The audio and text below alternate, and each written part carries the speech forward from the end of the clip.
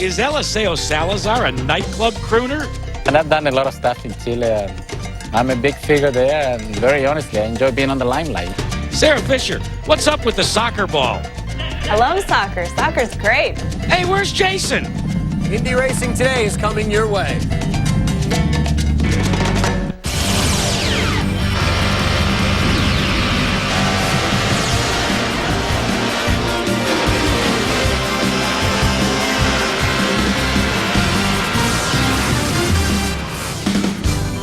ESPN, the worldwide leader in sports, presents Indy Racing Today, coming to you from the 1.5-mile Homestead Miami Speedway, where the Indy Racing League rolls off later today for the Infiniti Grand Prix of Miami. Hello, everyone. I'm Jack Arute, and welcome to South Florida. Now, this Miami mile and a half is unique as compared to the other mile and a halves we run on the 13-race IRL schedule in 2001. And as such, it presents a lot of interesting and fascinating challenges that we will examine throughout the course of today's show. But a lot has happened since the season opener in Phoenix, and to get you up to speed, it's time to check in on this week's edition of IRL News. Toyota USA has announced that they will supply the Indy Racing League with engines starting in 2003. Their first shot at the Indy 500. Arguably, it might be the biggest announcement we've had since the inception of the Indy Racing League. So we're obviously very pleased with Toyota's announcement to come on board, but also equally happy that GM and Nissan Infiniti are going to continue their participation as well. The Indianapolis 500, the greatest spectacle in motorsports, racing, why wouldn't we want to be a part of it? After a 5-year absence, Michael Andretti is coming back to the 500. Start to really understand what the IRL is all about and sort of like the direction that they were going. I think a lot of things they're doing right. I think we have a real good shot at doing well here, and maybe my best shot ever. Sam Schmidt and paralyzed drag racer Daryl Gwynn spent time with Mark Bonaconti at the Miami Project this week, meeting with paralysis and spinal cord experts. This place is about hope, and I think that best well describes it. Is there's a lot of hope inside these walls that guys like me and Sam are going to be able to have a better quality of life and ultimately walk again someday. For some, this is the first look that they've had at the Homestead Miami complex, but not for Jared Schrader. When this place was first built, you raced in the first race. I sure did. Ever since the opening of the track, I've raced every configuration possible here, other than the oval. So on Friday was your first look at the oval. What was that like? It was different. I think it's a great facility. The track is wonderful, and I'm really looking forward to running here. The road racing experience that you did get here, though, you feel gives you a little bit of an advantage in this race. Yeah, I do. The road race here allows you to run on each side of the oval, either 1, 2, or turns 3, 4, and I've had that opportunity to do that. So I know each side of the track. I just put it all together this weekend. Good luck to you and the PDM crew. Thanks, Jared. Thank you. Want to remind you that RPM tonight, the nightly source for motorsports. 27 drivers ran the Phoenix opener. 17 were 30 or over, led by Aliso Salazar, the series graybeard, at 45. 10 drivers were 29 years or younger, including Sarah Fisher, the sport's youngest, at 20. Let's take a look at the 26 who start today's race.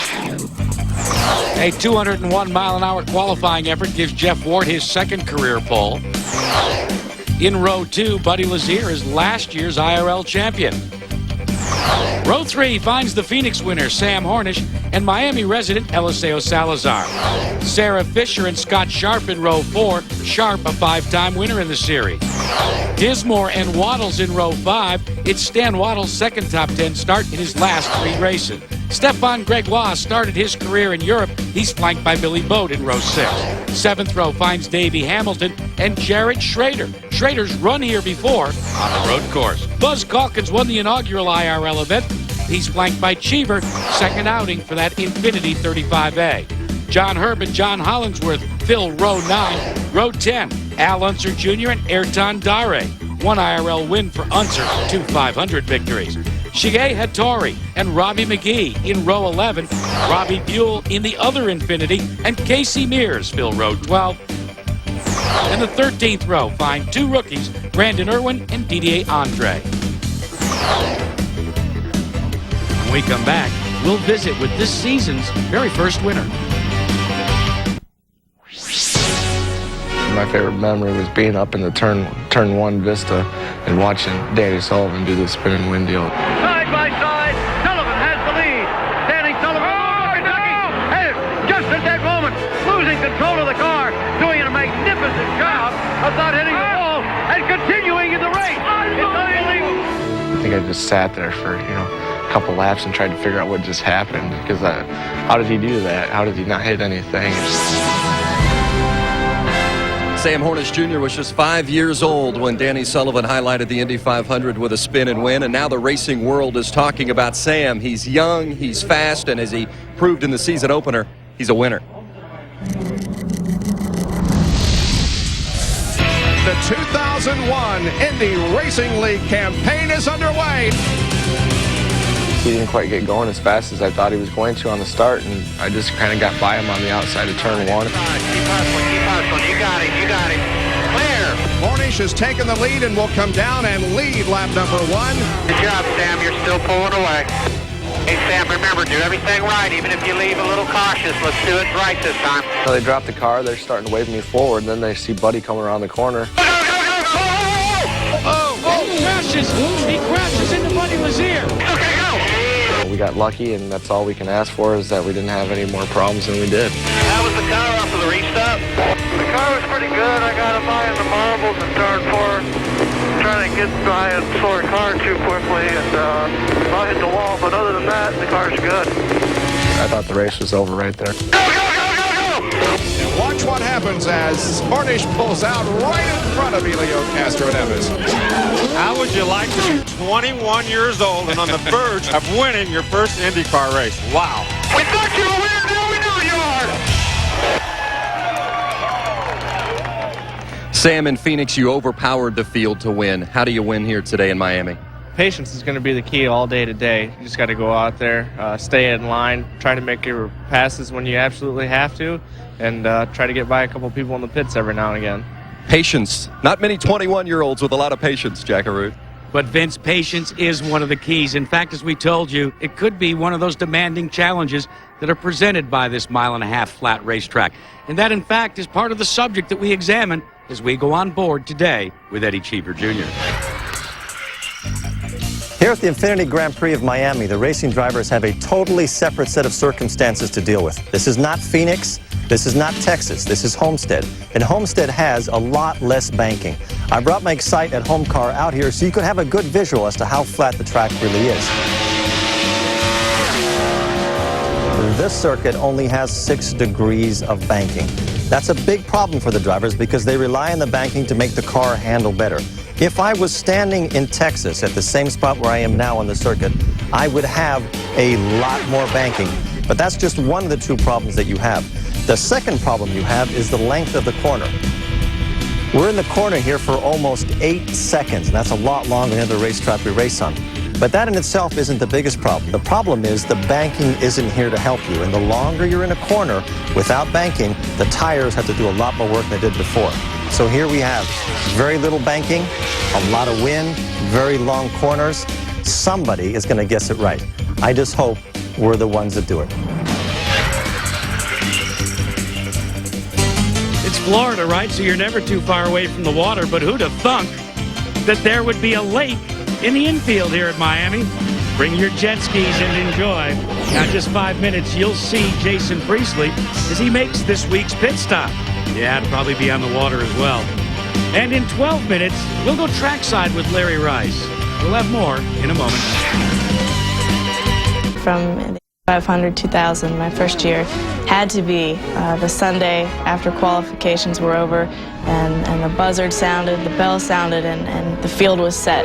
And I knew then, yes, I'm in, finally. And I had gone through so much stress from my family and from the team, and just pressure that I put on myself, that to know that I was in the field, everything was set, it's all guaranteed, and I can go home and relax now.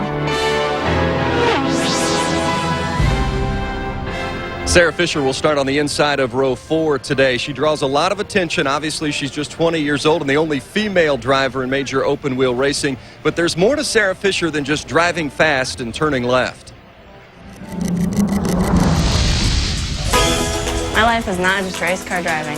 Race car driving is my #1 focus. It's my passion. It's what I live for, but I do normal things too. See, I did the first half of 9th grade. I did 1 through 25, and then I'm taking classes part-time because eventually I'm not going to be driving race cars. Going to school and getting a degree in mechanical engineering will allow me to still be involved in racing. I love soccer. Soccer's great. Indoor soccer. I haven't played outdoor soccer yet, and I just started this year. I love to work out because it feels good. When I run and when I work out, I feel ready to go. I feel revived. Come here, kitty, kitty, kitty, kitty. Come here, kitty. When I come home, the thing that I look forward to is spending time with my cat. I like my cat. I like to hang out with my friends at college because they're a lot of my stress relief. Race car drivers are normal people. We go to the grocery store, we clean house, I vacuum, I dust, the whole 9 yards. I'm a normal person. I like to go home and visit with my family. I'm just a normal kid that drives race cars. A different kind of fun for Sarah today here at the Homestead Miami Speedway. What's the biggest difference in you as a driver this season? I think the biggest difference is I have patience, but I have aggression, and it takes a lot of patience and letting the race come to you in order to race these cars. Sarah Fisher, she'll start on side row 4 today, Jackaroot. All right, Vince, thank you. If we have learned one thing about our brief relationship with Jason Priestley, it is from him to expect the unexpected. So let's find out what Jason has uncovered in this week's edition of his Priestley's Pit Stops.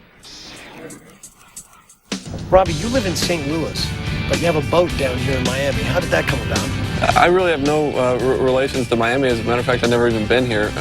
But the cigarette factory is located here, and I'm a little bit of an impulse buyer. So when I got this boat, I initially intended to take it up to the Lake of the Ozarks, which is right in the middle of Missouri, about 2 hours from my house. Miami's a 2-hour flight.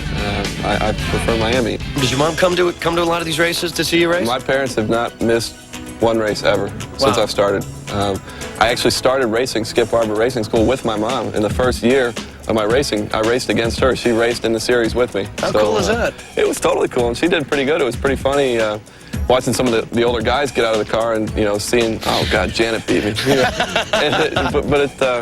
She obviously stopped racing to follow my career because one person in the family racing's hard enough on travel and everything. So she started following my career. She realized I had a potential to do it as a career. Hey, Robbie, thanks for taking us out today, man. No problem. Appreciate it. Good luck this weekend. Good luck this season. Thank you. Ladies? Back to you, Jack. Jason, you are too much. Hey, did you guys know that when Robbie McGee was just 8 years old, he wrote a school paper? And in it, he wrote about the fact that he was going to drive in the Indianapolis 500? Well, he's been there and he's done that. Let's find out from Robbie McGee what his greatest Indy moment indeed is.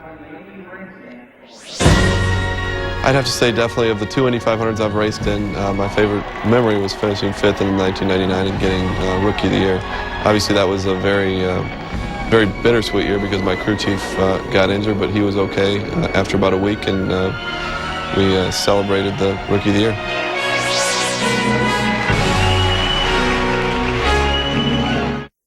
Thank you, Jack. You know, at today's race here in South Miami, the sentimental choice in the grandstand may be Miami resident Aliso Salazar, a man who's gone to great lengths to be anyone's favorite. For Chilean superstar Aliso Salazar, a new home in South Miami is a perfect spot for his new family. I think we really have a special relationship, and not many people see him from outside of the track. I mean, they just see him as Aliso, the race car driver. Even at home, speed is a part of Salazar's life. Miami Beach, Key Biscayne. That's Key Biscayne here. This is a big machine. I mean, it goes 80 miles an hour on water. That is really fast, 1,000 horsepower. I think you have to treat it with respect. A one-time entertainment stint didn't slow him down. I saw it for the first time a couple years ago, and I thought it was cute, but now it's kind of embarrassing, and I don't want my son to be watching it. But it was incidents on the track that forever changed his life. I don't know if I would be driving as well as I am now if I hadn't had those accidents, because, you know, they made me feel, you know, really strong, you know, mentally. His hero is two-time Tour de France champion Lance Armstrong. What he did, you know, come back from cancer, you know, and win that race. I think that's unbelievable. And I read his book, you know, and there were so many things that I could identify when he talks about being in the hospital, you know, and the pain and this and that. And at one point, you know, I'm reading the book and I start crying. Aliso now works out with Armstrong's trainer, Chris Carmichael. And I'm determined to win the Indy 500. I feel in the best shape of my life. I feel I'm in the best position of my life driving the only car for A.J. Foyt. Aliso's team had to make an engine change after the light practice yesterday. Any butterflies about running a motor with no laps on it today? No, I know how good the Harris A.J. Foyt people are, you know, and I'm pretty sure the engine is going to run flawlessly, and we're going to the winner rostrum. What's going to be the key today to win? Consistency, you know, the conditions will change a lot. It's hot, it's going to be cloudy at one point, windy, and we need a car that works well under all conditions. Aliso Salazar, Jack Arute. Well, Vince, we've said it throughout the show that this track presents a lot of interesting challenges. One of them is in the wing configuration. And that's going to be the subject as we go trackside this week with Larry Rice. Eddie Cheever told us earlier about the long, flat corners here at Homestead, making it very hard to get grip when you're running through the corners. Several weeks ago, cars tested here, and 4 or 5 of them got sideways and actually ended up getting in the fence. That has prompted Brian Barnhart, Vice President of Operations for the Indy Racing League, to mandate 12 degrees of rear wing angle. Normally, they run 6 degrees, something like this. Today, they have to have 12 degrees. That puts the back of the wing way up in the air, a lot more downforce on the heart of the wing, and it makes it more difficult for these guys to lose the back end. Hopefully, they can get their car set up without getting into the fence. To help reinforce what I've just said, let's take a look at our Tech Talk animation.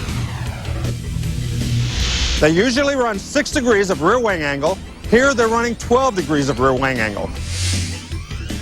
That puts over 2,700 pounds of downforce on this race car.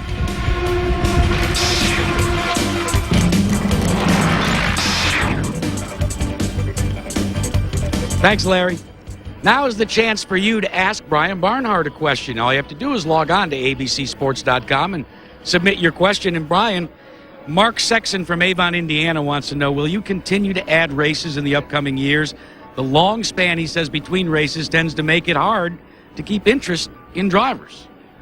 Mark, that's a good question. Yeah, our intention is to continue to add races, but I think one thing you might see different is a little more moderated growth. We ask a lot of our teams and our sponsors to go from 9 events to 13 this year. I think you'll probably see that slow down a little bit and try and go add 1 or 2 each year at the most. As far as the distance between races, I think we've addressed that very well this year. 13 races in 6 months. We're on track about every 2 weeks, so the interest level should be much easier to follow. All right, thank you, Mark, and thank you, Brian. We want to remind you that more than half of this race will be running those corners that Eddie Cheever spoke about.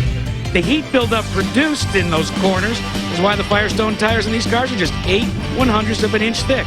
It helps them dissipate the heat. More than $1 million will get handed out to these drivers at the end of their 300-mile race today. But these 26 will also be the first Indy Racing League entrants to ever have raced here at Homestead, Miami.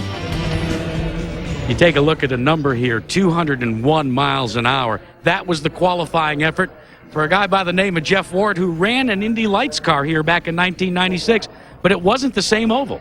No, a little bit different configuration, kind of like a smaller Indy, but you know, with being down in the area kind of makes, you know, at least you've been here before, you know the good restaurants to go to. Jeff, during qualifying, Greg Race sat on the pole for a very long time. Did you really believe you had a shot? You can win at the end.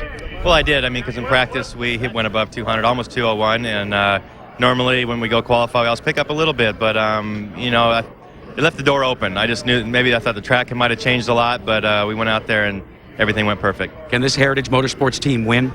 Yeah, I think so. We had a great car in warm-ups. The Menard motor, the G-Force chassis is working excellent, and Mitch Davis has a great setup on the car. And we've never been here, so we don't know race conditions, and we're just going to get out there and feel it out at the beginning and see where we're at the end.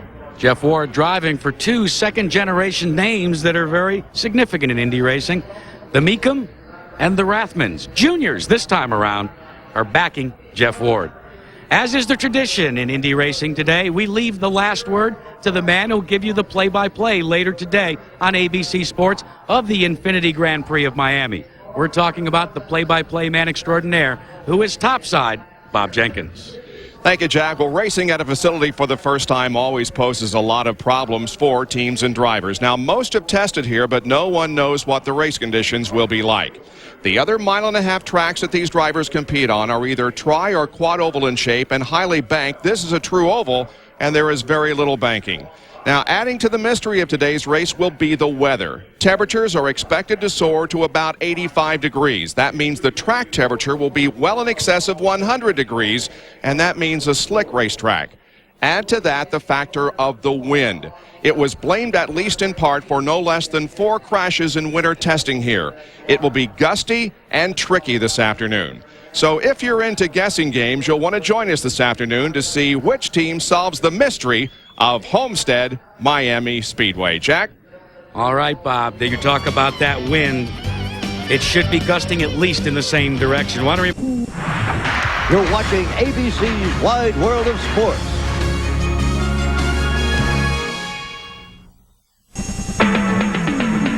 South Florida's sunshine, sand, and surf have a new attraction this weekend, speed. The stars of the Indy Racing League have come to Homestead Miami Speedway for the first time ever. The first race of the year at Phoenix produced the series' youngest winner in Sam Hornish. And now the 21-year-old goes for 2 in a row at the inaugural Infiniti Grand Prix of Miami.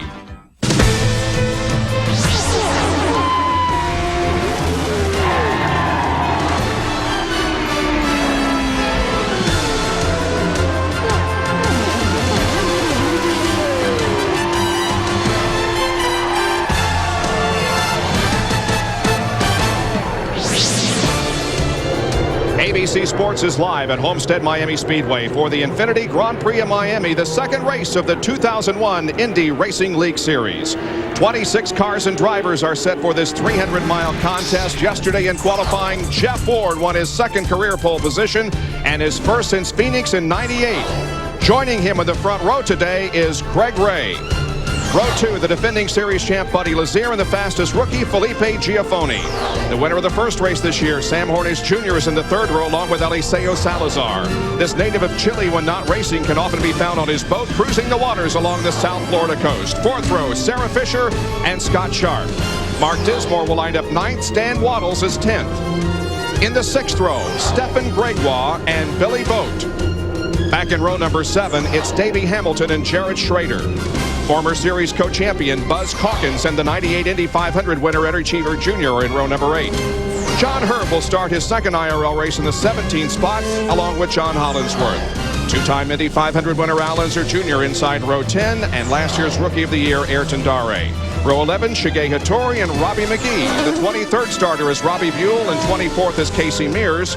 2 rookies in the last row, Brandon Irwin and Didier Andre. Hi, everyone. I'm Bob Jenkins. Welcome to Miami Homestead Speedway, and we should have a great contest for you today. This is a brand new racetrack for these drivers. It's a very fast track, but it has no banking. And because it is so fast and the track is very abrasive, there could be some concern about tire wear. And former Indy 500 rookie Larry Rice, you know well about tire wear. Tire management's going to be a huge factor here today. After as few as 15 or 20 laps, the speeds are going to fall off by about 5 miles an hour. Advantage to experience. Lazier, Cheever, Al Jr., they've been through the wars. They can manage their tires very well. Panther Racing, they've been through them too, but they've got a young line that they're going to have to keep in control if they want to win. And with us, as usual, on our IRL telecast, Jason Priestley. There's also concern about weather here this afternoon. Yeah, that's right, Bob. As we saw in qualifying yesterday, the rapidly changing weather conditions in South Florida can drastically affect the track conditions. And this is a very treacherous track. It leaves the drivers no room for error. Something else the drivers and the crews will be concerned with this today is engine reliability. The drivers are pretty much at full throttle all the way around this track, and that's very hard on the motor. One driver to keep your eye on today, folks, is the young rookie Felipe Giafoni. He's been real fast all weekend. He qualified 4th. I think he's got a real shot at winning.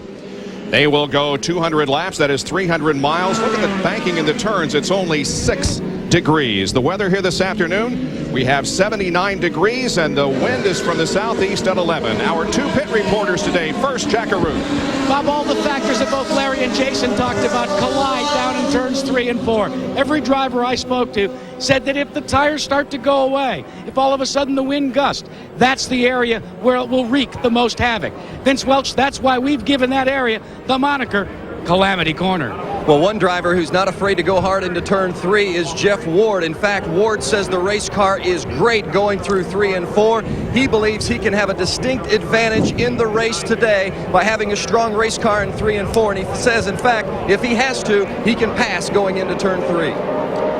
Set to go with the second race of the 2001 Indy Racing League Series as we head for the Indianapolis Motor Speedway in the 500 in about a month and a half. We'll also race at Atlanta between now and then. But this should be quite a contest here today at Homestead Miami Speedway. The pace car pulls off. Jeff Ward leads him down for the start of this race, and the green flag is out. Here we go.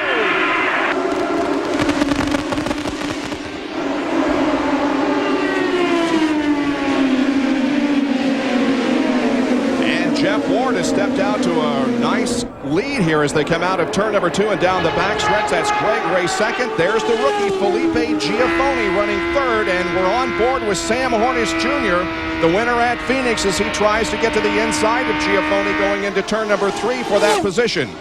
You know, Jeff Ward was about a mile and a half an hour faster than anyone else yesterday. It looks like he hasn't lost any of that speed, Larry. Oh, and a car slides into the inside retaining wall here on the main straightaway, bringing out our first caution of the afternoon. And it looks like it's going to be Stan Wattles who has hit the inside wall and damaged the right rear of the car. Yes, you can see that right rear is all bent up back there, so he is not going to get back in this race. He climbs out very dejected, but at least he's okay. Looked like a big jam up back there. A lot of cars involved, and lucky that he's the only one involved. Stan drove at Phoenix and also had an encounter with an inside wall in turns 1 and 2, finished in 16th position. Here's a replay of what happened, and there's Stan losing it in turn 4. It appeared he was all alone right in the middle of the pack. He spun. All those cars behind him did a great job getting on the brakes, not running into each other, and making it through, because you can see he's still right in the middle of the racetrack. And a nice job of driving by all the other competitors behind him to avoid hitting him. You know, this is a common problem in racing, guys. When you go out on the first lap of a race like this, your tires are cold, your car is cold, you don't have any time to get any heat in the tires, and these kind of things happen. So the caution is out for the first time here at Homestead Miami Speedway. Jeff Ward is the leader of this race with 2 laps completed. The Indy Racing League's Infiniti Grand Prix of Miami on ABC Sports. Brought to you by Infiniti, makers of innovative high-performance luxury vehicles. Pennzoil, protection under the toughest driving conditions. Delphi Automotive Systems, driving tomorrow's technology. And Firestone, America's tire since 1900, dedicated to making it right. Back at Homestead Miami Speedway, in addition to the incident off of turn number 4, John Herb has pulled his car to the inside of the racetrack in turn 1 with a fire in the engine compartment. And so that will need a cleanup before we can go back to competition. Jeff Ward is the leader of this race. He took the lead from the pole position and has held it through the first 2 laps of green flag racing. He is a former Rookie of the Year at the Indianapolis 500, hails from San Juan Capistrano, California. Let's get down to Vince Welch.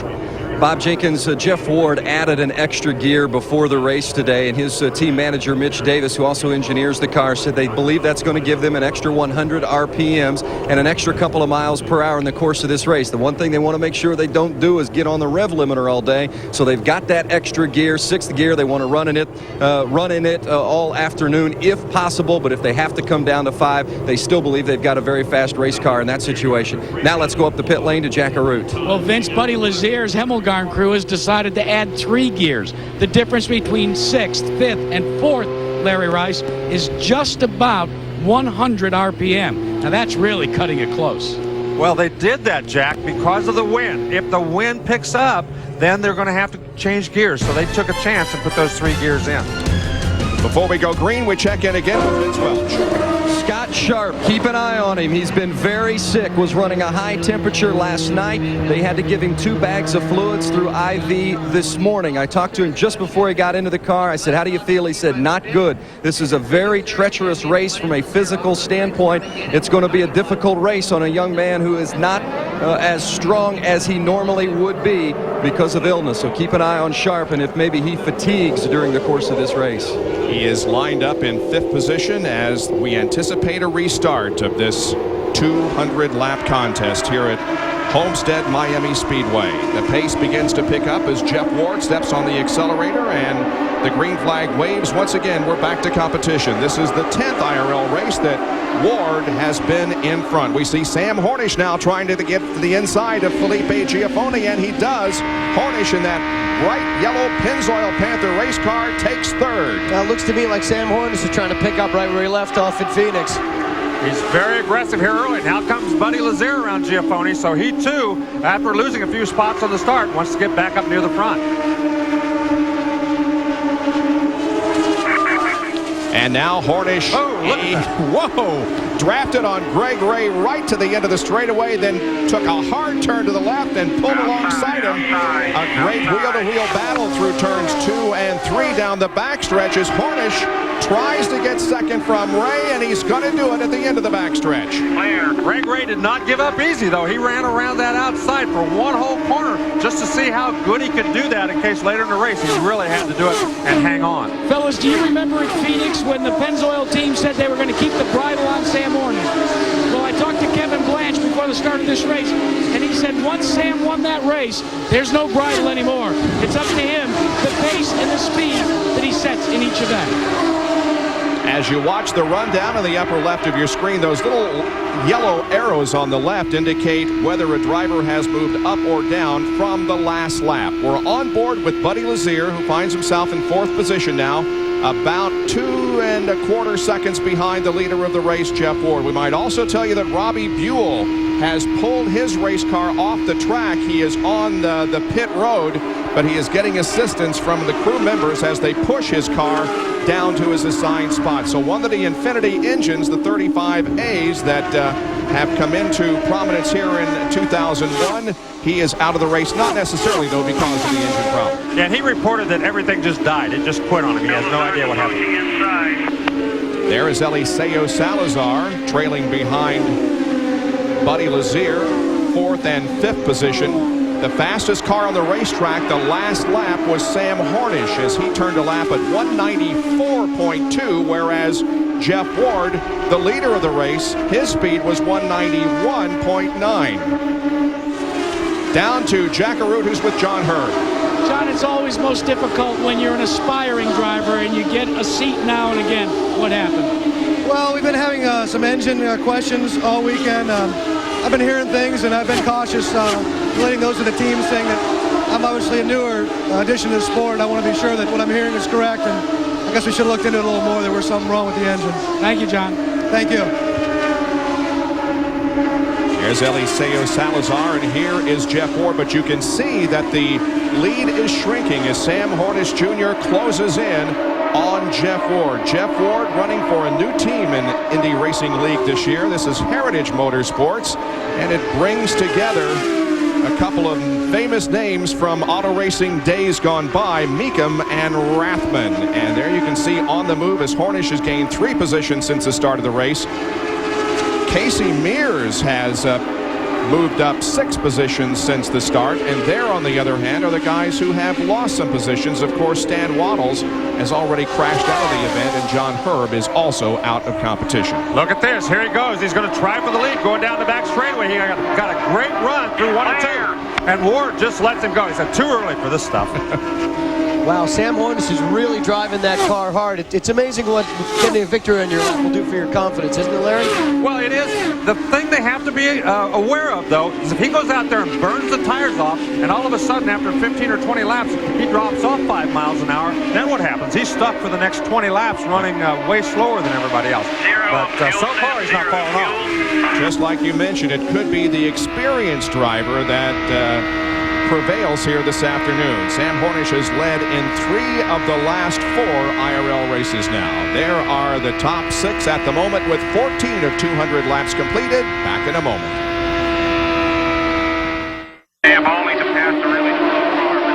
Welcome back to Homestead Miami Speedway. There on a track map, you see the interval between first and second and third in a real tight battle for second position between Ward and Ray. The leader is Sam Hornish, and his advantage is about 2 seconds over the second place cars. He comes down and completes lap number 21. Jack? Well, Bob, one of the things the Pennzoil team did with this 21-year-old youngster during their test sessions here at Homestead is they sent him out for long runs. As Larry talked about at the top of the show, they knew that tires would drop off, therefore speeds would diminish. They got Sam Hornish acquainted with what that field was like. They hope that that experience will pay off today as the cars begin to slow. Here's Greg Ray and Buddy Lazier running in 3rd and 4th position. And remember a few laps ago I told you they were running at 193 and 94 miles an hour? Already, Larry, as you indicated, the speeds have dropped off significantly. Well, 22 laps into the race, now Hornish is running 188, but he's still running 2 miles an hour faster than everybody else.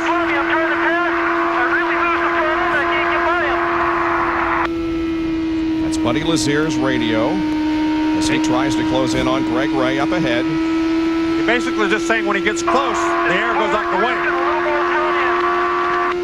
Needs a little more front end. Yeah, what happens is when he gets up close behind the cars he's trying to pass, the air no longer travels cleanly over the front wing of his car, and he's losing that grip at the front end of his car. Makes it very difficult to handle the car then. Exactly right. So what he's going to do is put more wing in there so that he can run better in traffic after the next stop. Okay, here's Hornish crossing the line. He's in first.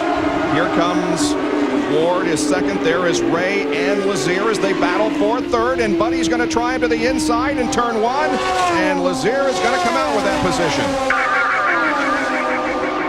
Wow. That was a pretty brave move. Ray gave him lots of room, though, and let him go on by. I think Greg Ray has come a long way. He does that now where a few years ago he would have been racing really hard for that position this early in the race. I think the concern was that perhaps because these turns are so flat, there was no banking, they would have to run single file through the corners, and that has not been the case.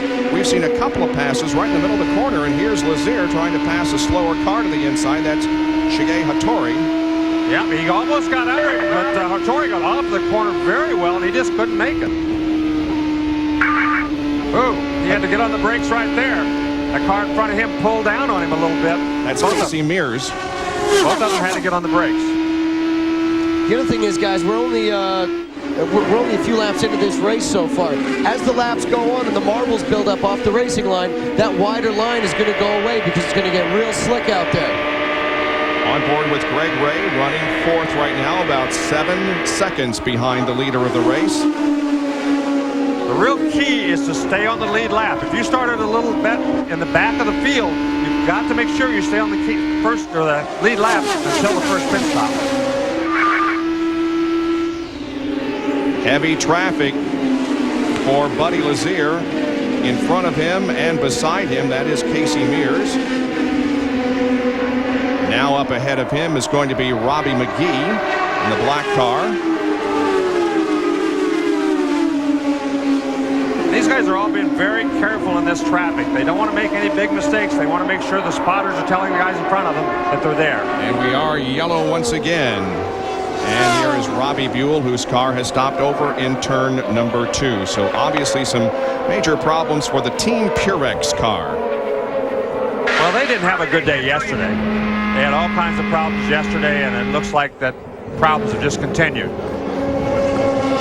Well, with 28 laps completed, you can bet, as you can see on your screen, that the pit crews are going to become very, very busy here. Now, the pits are closed right now until the pace car can pick up the leader and pack up the field. But when that pit lane is open, you're going to see a mad scramble because all these guys, again, only 29 laps completed, but they need tires. Jack? Sam Hornish was complaining just a little bit, Bob, about having a slight understeer. What, as you know, that means you turn the car and the nose wants to go out to the front. But the crew has decided not to take that understeer out of the car. They feel that it may go away simply by putting some new tires and adding 35 gallons of fuel. They are set, ready to go, and this is when it becomes an orchestrated ballet. Do you realize that you can add 35 gallons of fuel, change 4 tires, faster than you could pour a 20-ounce Pepsi into a cup? Well, you can see there on the right of your screen where Hornish and Ward will pit. Sam is all the way down toward pit end or pit exit toward turn number 1. And now they begin to approach the area. A short fill, guys. It's only just over half a tank used. Now they're not going to pit this time. Now one more lap. Pits are still closed, so they will pit next lap. You know what this is shaping up to, Bob? This is sort of shaping up to the crafty old veteran and the young guy with all the passion and exuberance. It's kind of like you and me in the booth, really, isn't it? Bob, do you remember at Phoenix when Sam Hornish pitted? He had a car directly in front of him by the name of Buddy Lazier. Well, there is an open pit in front of Sam Hornish this time. So the wing clipping that went on at Phoenix for young Sam Hornish, I don't think we're going to see it here. But the drag race to the line that allows you to come back up past the 60-mile-an-hour speed limit, that ought to be fun to watch. You can see the cars that are pitting have dropped down to the warm-up lane as they slow down again to 60 miles an hour to make this pit stop. Split screen will show you Jeff Ward's pit stop and Sam Hornish. Ward, of course, will be the first to stop in his pit, and so the crew will go to work much faster. It's going to be a long way down to the end for Sam Hornish. And this is what pit crews live for. These guys absolutely live for this kind of thing. If they can get their driver out quicker than the other car and get him any kind of advantage, they're going to be some happy pit workers. You see that right there? They put some wing in the front of that car. He told them he wanted 3 quips, a front wing, and they did that. Wow, almost 3 seconds faster pit stop for Sam Hornish Jr. as he gets out well ahead of Jeff Ward and everybody else for that matter. We'll be back with more from Miami Homestead in a moment.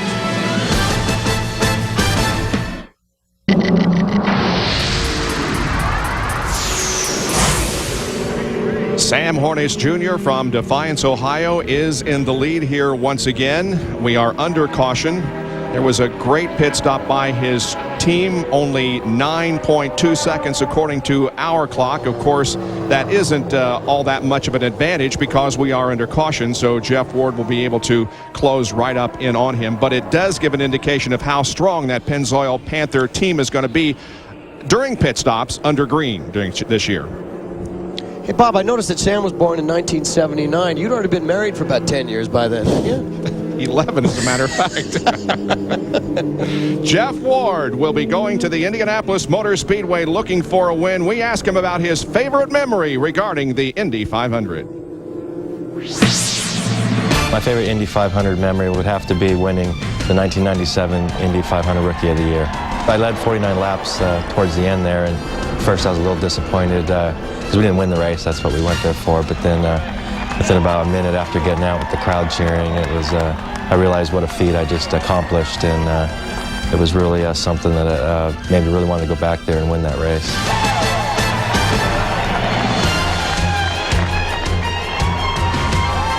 Remember, on May 27th, our coverage begins at 11 a.m. as we cover once again the greatest spectacle in racing, the 85th running of the Indy 500. Let's go down to Jack Arute for an update from pit road. Well, Bob, A.J. Foyt's car, Aliso Salazar, and Buddy Lazier's car for the Tybo team, they both made major adjustments to try and take the car and make it handle a little bit better in traffic. There was a close call, though, on pit road. It gets to be tight quarters. The tire man for A.J. Foyt had to do a little bit of a ballet to stay out of the way of Lazier. Getting set to go back to racing on 35 laps. I'm Bob Jenkins along with Larry Rice and Jason Priestley up here. We're covering the Infiniti Grand Prix of Miami, second race of the 2001 Indy Racing League campaign. Now, a couple of drivers got an advantage because of that caution.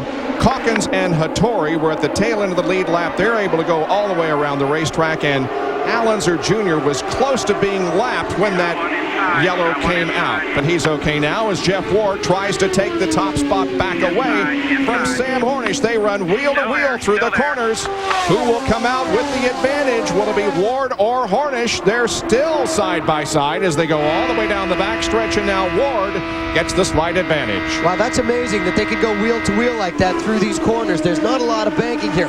I think as the race goes on, though, there's going to be too many marbles out there. Wouldn't you say, Larry? Well, I don't know, but Hornish was very high on the racetrack. He was almost three-car widths out there, and he seemed to be sticking very well, which is a very good sign for him. On board with Buddy Lazier, who runs third. Closing in, however, on Sam Hornish as they go down the backstretch. Lazier will probably try to make a move here late in the straightaway, but gets the job done. Nice move by Buddy. Obviously, this set of tires for Sam Hornish does not feel nearly as good as the last set. Sometimes you change stagger, or sometimes the tire will grow. This set obviously has done something that he doesn't like because he's gotten passed by 2 cars in 2 laps. And once again, we see speeds back up above 190 miles an hour. Fastest car on the racetrack that last lap was Buddy Lazier at 191.3. Jeff Ward was second quick at 190.959. But we will continue to see those laps drop off as they wear down the tires. Yeah, Larry, I asked about the situation with Sam Hornish, if he had a bad set of tires or what have you. His crew tells me he just got startled on that restart. Jeff Ward smoked him. It's taken a couple of laps for him to get his composure back. Well, that can happen. If you lose a little bit of a rhythm around any kind of a racetrack, you've got to get yourself back together. And the other thing that might be happening, if he slows up a little bit, maybe he can run faster near the end of the segment, and they may be telling him, that's okay, we want to be fast near the end, not near the first. The other thing that could have happened is that Jeff Ward was a motocross racer for years and years and years, and there's no one better at a hole shot than Jeff Ward. On board with Buddy Lazier, whose little boy Flynn celebrated his 2nd birthday yesterday, and Buddy wanted desperately to give his son a pole position birthday present. Didn't quite work out that way as Buddy had to settle for the 3rd starting position, but right now he is running in the 2nd spot. Up ahead is the leader of the race, Jeff Ward, and the interval is 0.6 of a second. Buddy Lazier is very interesting to watch. He's always doing something in that cockpit. He doesn't just leave his hands on the wheels. He's always working something inside there. Flip Ginafoni also on that last pit stop. He missed the signal to come in on the lap. He went in a lap later. He dropped from 6th to 14th as a result. And we'll check the speeds at the line as the field comes off the corner and records their speed. And once again, we see that Lazier is quicker than Jeff Ward. The 3rd fastest car on the racetrack would be Scott Sharp at 190.1. Obviously, he's not feeling that bad. Here is Greg Ray, who is running in 5th position, and right behind him is Scott Sharp. The Delphi Automotive Kelly Racing Machine. He certainly doesn't look like a guy who's sick in that race car. He's been very aggressive since the start of the race and pulled right up on the back of Ray just a few minutes ago. They tell me you can be pretty sick, but when you get into the race car, you tend to concentrate on what's going on and not think so much about how sick you are. Yeah, no, that's definitely true. Once you get in the race car and you get into the race, a whole lot of other things that may be wrong with you seem to go away. Concentration and focus are so important. You're concentrating so hard on what you're doing out there because your life is literally in your hands, so you have to do that, and so it just puts everything else out of your mind. Our telemetry showed you that he was about half throttle through the corner and then nailed it and moved up to 98% throttle down the straightaways. We're talking about Scott Sharp.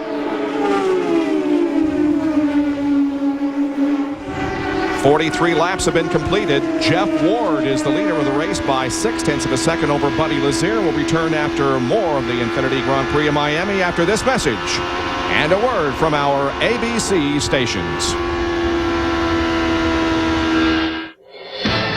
You're watching the Indy Racing League on ABC Sports.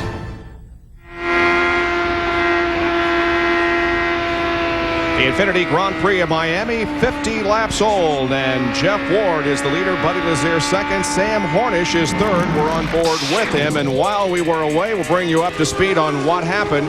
Scott Sharp and Greg Ray had a terrific duel going on for the 5th position, and at the end of the front straightaway, Scott Sharp moved to the inside and again drove wheel to wheel with Greg all the way through the corner, and Scott emerged with the position.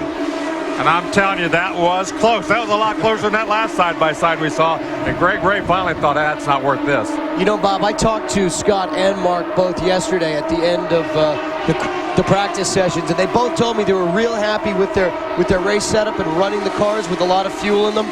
They felt like they had a real chance today, and obviously the way that they're both moving up through the field, that just may be the case. The Kelly teammates are running 4th and 5th. Dismore is 4th, and Sharp is in the 5th position. Bob, this is a reunification of Mitch Davis, a crew chief, and Jeff Ward with this Heritage Motorsports team that is leading in only their 2nd race together with the Rathman-Meekum combination as ownership. I asked Mitch Davis in the morning what the strategy was going to be, and he said, we learned a lot watching Sam Hornish lead 140 laps at Phoenix. We sat down and decided we're going to lead as many laps as we can and try and get away from the rest of the field. I asked him, when was the last time you did that? He said, the last time I was together with Jeff Ward. Right now, Ward has led 31 of the 53 laps that we have had so far. Greg Ray to your left, Aliso Salazar passing a slower car. To your right, Salazar's running in 7th position, about 7 seconds behind the leader. Yeah, he got caught behind Buzz Calkins, and that cost him a lot of track position. Alonser Jr. is not having too bad a race either. He started back in the 19th position and is currently up to the 8th spot. So Alonser Jr. is beginning to make things happen for the Gallus team. And in talking to the Gallus team, you know, they're running 3 cars this year, and they told me that they just didn't have enough engineering capabilities. They weren't sure how much they needed to run 3 cars, but they seem like they've got it sorted out now. They brought in another engineer this weekend, and things seem to be going much better for them. More from Vince Welch. Well, the key for little Al so far in this race, not just what he's doing on the track, but what his team did for him in the pit lane. He came in during that first stop in 16th place, and when he left the pit lane, he was in 9th. This is a racetrack where the pit crew could win the race for you in the pit box, and Al Unser just took a major stride in that first stop. We mentioned yesterday that Gordon Kopic has been hired as an engineer on that team. That's true, but he won't take over his position until the Atlanta race in 3 weeks. Oh, good battle here as Sam Hornish and Buddy Lazier are running 2nd and 3rd, and Hornish to the inside and will try to get that position from Buddy, and will do so. Yeah, Buddy just kind of moved over and let him go. Once he got to the inside, Buddy didn't want to run outside him and take any chances.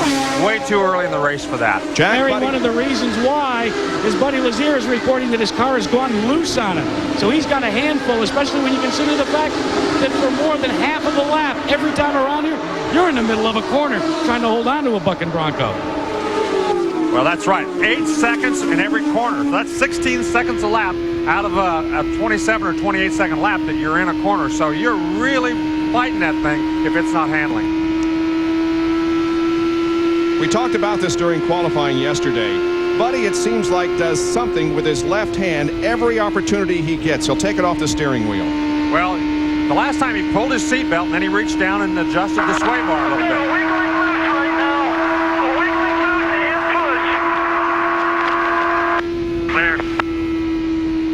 That straight away, he used the radio and talked to those guys. So he's always doing something. He's very interesting to watch. He's very busy in the car. If he's actually got a loose car, he's going to be playing with those sway bars a lot, trying to dial out that looseness. Look at Sam Hornish Jr. He has closed in.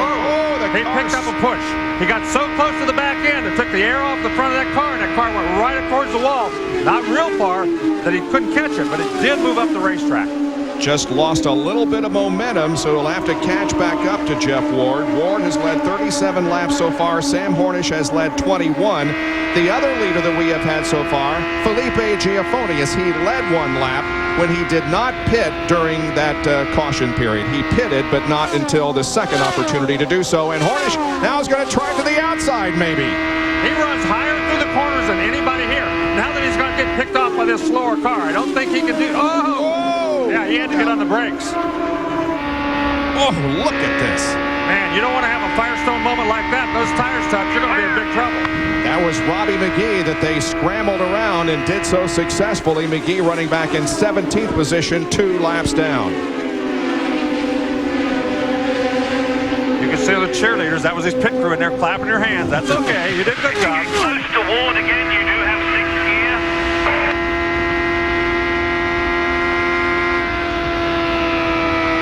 You can see how the speed again has dropped off. His last lap was 180 miles an hour. Yes, it was in traffic, but still it's dropped off considerably because it's been a while since he was in for a pit stop. 31 laps, as a matter of fact. Look how fast he is through the center of the corner, though. Look at this. How fast he closed on him coming off the corner. That time he pushed the front end and had to get out of the throttle right at the very end, or he would have had a chance. Now he takes the spot. I think Jeff Ward's crew chief said, hey, this guy's going to do something here. Let's let him go and worry about it later. Yep. Larry, here's also what happened.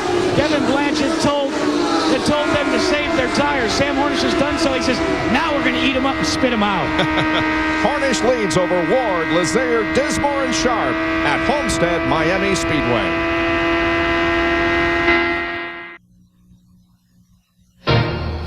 This Wide World of Sports update brought to you by Speed Pass. Today's way to pay. It's free from mobile. Here now, Bob Jenkins. Under caution here at Homestead Miami Speedway, Ayrton Dare's car stopped on the racetrack. That means another round of pit stops, and here they come down. Sam Hornish Jr., the leader, again pitted all the way down toward the turn 1 area, pit out. You can see there on the bottom of your screen the speed limit is 60 miles an hour. Hornish arrives in his pit. Bob, one of the great things that Sam Hornish is doing thus far is he is getting down pit road right on the edge of that 65 mile an hour. It doesn't take him long to get beyond 60 either, Bob. Well, both times the crew has done an excellent job of getting him in and out of the pits very quickly.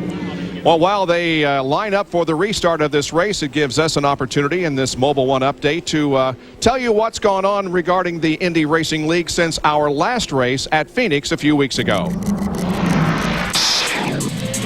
Last Tuesday, the IRL welcomed a new engine partner. Beginning in 2003, Toyota will be an engine supplier, joining GM and Infiniti. Arguably, it might be the biggest announcement we've had since the inception of the Indy Racing League. So we're obviously very pleased with Toyota's announcement to come on board, but also equally happy that GM and Nissan Infiniti are going to continue their participation as well. The Indianapolis 500, the greatest spectacle in motorsports. Racing, you know, why wouldn't we want to be a part of it? And after a 5-year absence, Michael Andretti will be back at Indy this year. Started to really understand what the IRL was all about and sort of like the direction that they were going. You know, I think a lot of things they're doing right. I think we have a real good shot at doing well here, and maybe my best shot ever. Oh, the month of May is going to be fantastic this year. There's the reason for the most recent caution. Ayrton Dare's car on the hook. There's Kevin Blanch from the Pennzoil Panther Racing Team, who has got their driver in and out of the pits quickly. However, Al Unser Jr. is being shown as the leader, Vince. That's not going to be the case, though, because Al Unser Jr. is being given a stop-and-go penalty. Rick Gallis, why was the stop-and-go penalty? Well, they opened the pits and then they closed the pits, and we'd already committed to our pit stop. So we did just what they told us, and that's all I can say. That's a big, big problem for this team because they'd made up so much ground the first pit stop through. They'd made up 7 spots in their first stop, and that could be a costly one when you come to the end of the race here this afternoon, Jack Arute. Well, Vince, we want to watch this restart. Remember the last restart, Sam Hornish was a little slow. That was by design, although it rattled him just a bit. Now, he has Pancho Carter, a former Indy racer himself, spotting for the Pennzoil team up on the roof. They have discussed at length for about the last 2 laps as we see the stop and go being completed on Al Unser Jr. But what Hornish is going to do now is he's going to show people how he can restart racing. He actually radioed back up to Pancho and said, watch this one. Now remember, the new rule in the Indy Racing League competition this year is that the pace car picks up the leader of the race for restarts. Now you can see right now that there are 4 cars between Sam Hornish, the leader of the race, and the pace car. Those 4 cars are going to be allowed to go clear around the racetrack, and when we get to the green flag, Sam will be directly behind the pace car. Al Unser Jr., who just observed his stop-and-go penalty, of course, is a 2-time Indianapolis 500 winner and hopes very much that he can find a 3rd victory this year at Indy. Well, his crew is very upset. They felt like they did exactly what they were told to do. They said the pits were open, they went in, and they were already stopped, I guess, when they decided to have the drive-through, which means everybody just went straight through the pits and back in line again. So they feel like they might have got done a little injustice right there by having that stop-and-go penalty. Now you can see the 4 cars that were between Hornish and the pace car have gone around the racetrack as we get ready for the restart of this race. Bob, one of the drivers that we thought would be making a move from the back of the pack toward the front today was Eddie Cheever, but so far that has not happened. Cheever's had some problems with his race car. He says he's got good balance by himself, but it's loose when he gets behind somebody. Says he's got a very nervous race car, and Larry, you can certainly attest that when the car is nervous, the driver usually is too. He's a lot more nervous than the race car usually, let me tell you, because you don't want to have a car that feels bad here. But for the end of the race, though, he and crew chief they're going to get things together, and believe me, they'll be better near the end of the race. All right, here is Ward now taking a shot at the leader. Didn't quite have the momentum build up to take the lead from Sam Hornish. Here's our pit in and out statistics as the first 3 stayed the same. Greg Ray was in 8th and out 4th, and Sarah Fisher picked up some position. She came in 9th position and is now shown in 5th. You know, Sarah was real happy with the way that she qualified yesterday, and I'm sure she's been pretty happy with the way she's been running so far today. There is Sarah in the blue and white Kroger-sponsored Walker racing machine.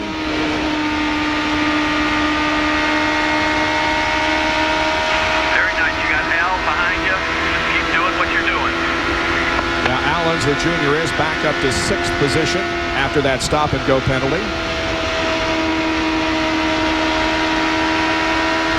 Sarah appears to be very comfortable in the race car, and that's the key to a racetrack like this where you spend so much time in the corners. You've got to have a race car that feels good, and she seems to be running through there off the white line just barely, but still very nicely through the corners. Her speed last lap was 185.849 miles an hour.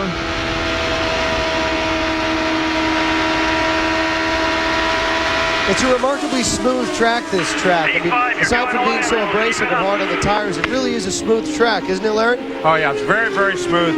Probably one of the smoothest these guys run on anywhere in the circuit.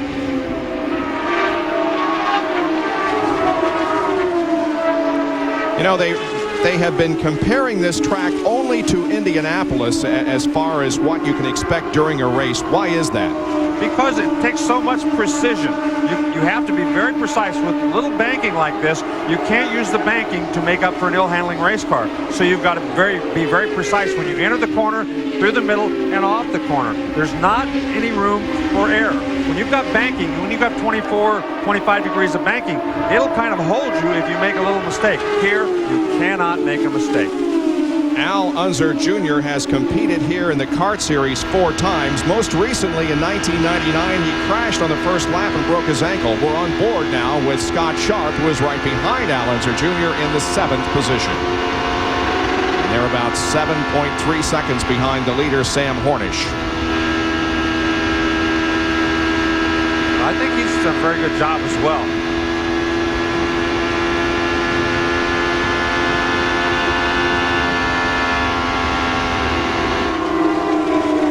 We had the privilege of being in the drivers' meeting earlier today when all the drivers are gathered together, and Brian Barnhart, the director of racing for the Indy Racing League, had a discussion with them and explained to them a little bit why this is a tough racetrack.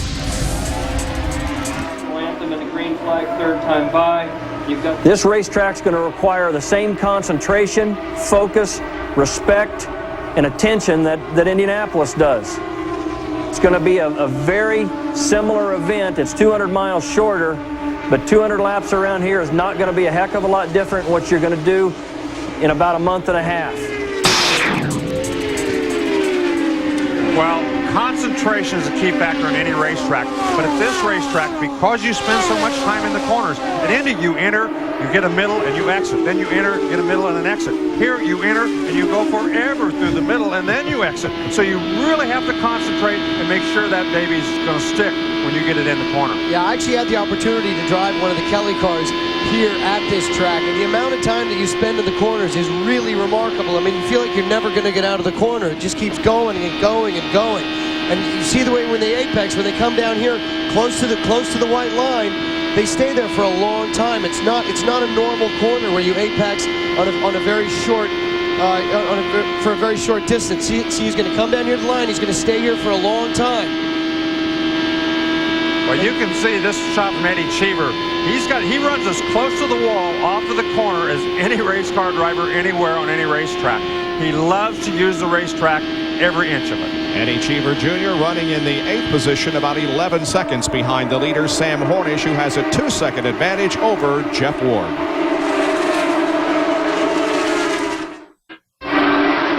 With 86 laps completed, Sam Hornish, car number 4, has the lead. Second place, number 35, Jeff Ward. Third place, number 91, Buddy Lazier. Now, Ward is about 4 seconds behind Hornish, and Lazier is about 5 seconds behind Hornish. Sam's obviously real happy with this car. He seems to be able to drive it anywhere on the track, and he seems to get away from the pack at will almost. Wow, look at this traffic jam here. Same. Look at these guys side by side. There's lap cars, there's fast cars, and the closing rate is so great here. You get a lap car in front of you, and you can really have to be paying attention. That is Aliso Salazar. Let's get out to Jack Arute, who has Ayrton Dare and Robbie Buell. Well, Ayrton Dare, the 1-800 bar none car, was really important for you to perform well today because so many people were here watching it, both family, friends, and sponsors. You got up to 9th.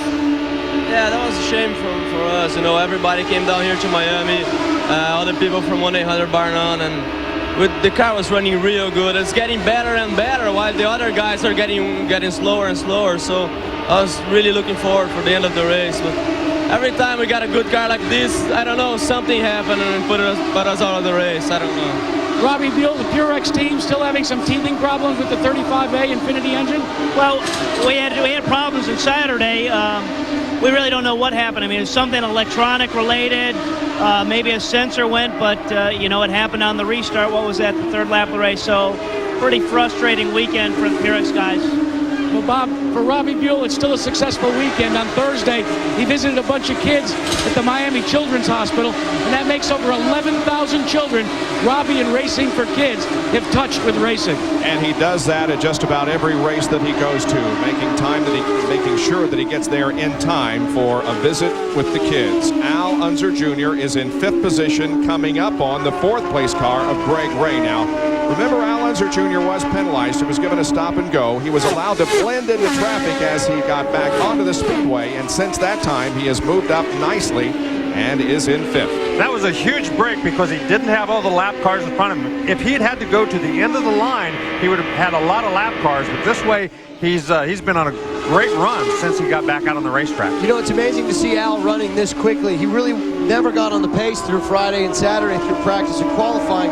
Right now, he's running incredibly well. Like our old friend Larry the Swami knew, experience pays off. Well, on full tanks, he was pretty quick. Eddie Cheever told us, when I talked to him a little earlier, that he had followed him on full tanks, and he thought he was pretty quick, so he kind of gave me the heads up. And fellas, I've got to tell you one thing. Rick Gallis is gunning for all of you after Phoenix when you called that the super team. He said to me, he says, how can I have 2 rookies and Larry and Jason and Bob can call me a super team? I just love the IRL. Well, his driver, Didier Andre, had a real struggle at Phoenix, but he's doing very well here this afternoon. He started out in 26th position, and Andre, although he is 2 laps down, is in the 15th spot. While we were saying all that, Al Unser Jr. just passed Greg Ray for 4th position. It was a nice pass. He's doing really well. That's Buzz Calkins that they're putting another lap on. He's 3rd, 3 laps down. And a lot of traffic out there on the racetrack as Buddy Lazier has several cars in front of him. Lazier running third. Well, that's Jeff Ward right there. That's the car that he's trying to chase down. But all this traffic, he's been very cautious, and he let him get a little bit ahead of him right there. There is Ward about 4 seconds behind the leader, Sam Hornish. Here comes Buddy Lazier to the inside of Brandon Irwin, who is running in 21st position, 4 laps down. You can hear right there, Lazier's out of the throttle a little bit. These guys are running down in the high 180s, just like we expected. And once again, that left hand goes to work. Well, he's down there. He's really works that weight jacker and the sway bar. Almost every corner, every straightaway, he's down there again. That's the weight jacker. See, he's twisting. When he twists his hand back and forth, that's the weight jacker. He's probably taking a little weight out if it's pushing. Now he's on the radio.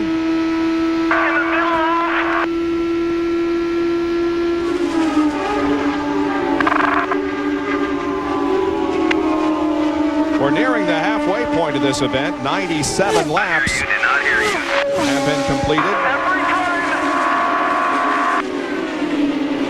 I think they're having radio problems because the crew chief said that they couldn't hear him either. I was going to say exactly the same thing, and that could be a problem.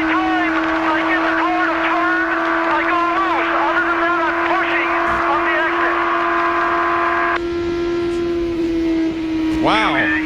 He's loose getting into the corner there, that's for sure. Yeah, he said he's loose, except when he gets up behind the car. You see what we just did there was time how long Buddy was actually in the corner, and it was 8.4 seconds. Boy, I'll tell you guys, I've driven this track. It feels like an eternity when you're in there. And that's, of course,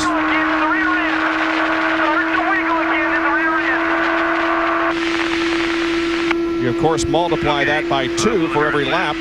Here we go again. Let's see how long he goes through 3 and 4. Here's 3. Here's the exit of 4. Yep. Long time. Cheever said it was about 8 seconds, and that's what we're seeing with Eddie Cheever. You know, it's a really long time at these speeds going through that corner, too. The lateral G's on your body, they sort of pull you in against the outside of the car. And what most of the drivers do is just try and relax and rest their shoulder up against the inside of the car and just try and relax against the car. Because if you try and fight the G-forces that are pulling you to the right side of the car, you end up getting exhausted the guys would be exhausted by now. Right, when these guys are running 195 miles an hour, they're pulling about 3 Gs through these corners. The Space Shuttle pulls 4 Gs when it takes off, to put it in perspective. Sam Hornish Jr. is now halfway through the event. 5-second lead over Jeff Ward and Buddy Lazier. Back after this message and a word from our ABC stations.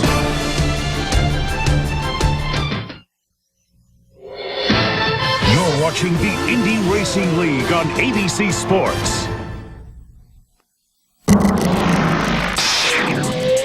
Keeping you up to speed on what has happened since we were away. Watch Sam Hornish as he goes to the outside and puts a lap on Mark Dismore and then comes down the straightaway and is able to pass Eddie Cheever Jr. So both of those drivers in 8th and 9th position are now a lap down. 7 cars are on the lead lap as Hornish has an almost 9-second advantage. There is the interval that you can see on our track map. Almost a half a lap Hornish has over Ward and Buddy Lazier.